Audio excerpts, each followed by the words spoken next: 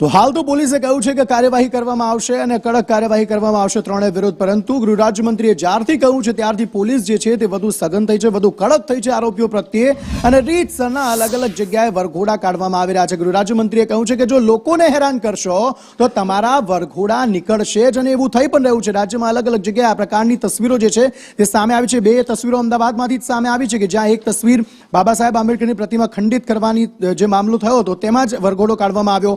મોરબીમાં પણ આ પ્રકારનો મામલો જે સામે આવ્યો હતો, રાજકોટ અને અંબાજીમાં પણ આ પ્રકારના મામલા સામે આવ્યા કે જેમાં જે સ્થાનિક લોકો હતા તેમને ક્યાંક હેરાન લોકો કરી રહ્યા હતા અથવા તો જે વાહનો હોય છે તેમને નુકસાન કરી રહ્યા હતા અસામાજિક તત્વો।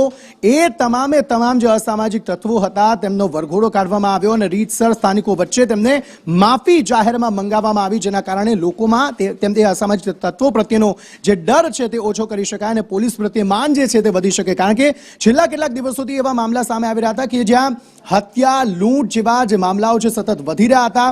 પોલીસ તો જાણે કોઈ ડર ન હોય, કાયદો વ્યવસ્થાનો જાણે કોઈને ડર ના હોય, તે પ્રકારના મામલાઓ રાજ્યમાં વધી ગયા હતા, જેના કારણે આ પ્રકારની કાર્યવાહી કરવી જરૂરી બની ગઈ હતી। અને હવે એ પ્રકારના બનાવો સામે આવી પણ રહ્યા છે, આરોપીઓ પકડાઈ રહ્યા છે અને રીતસર તેમના વરઘોડા કાઢવામાં આવી રહ્યા છે અને લોકોમાંથી તેમનો જે ડર છે તે કાઢવાનો પ્રયત્ન કરવામાં આવી રહ્યો છે।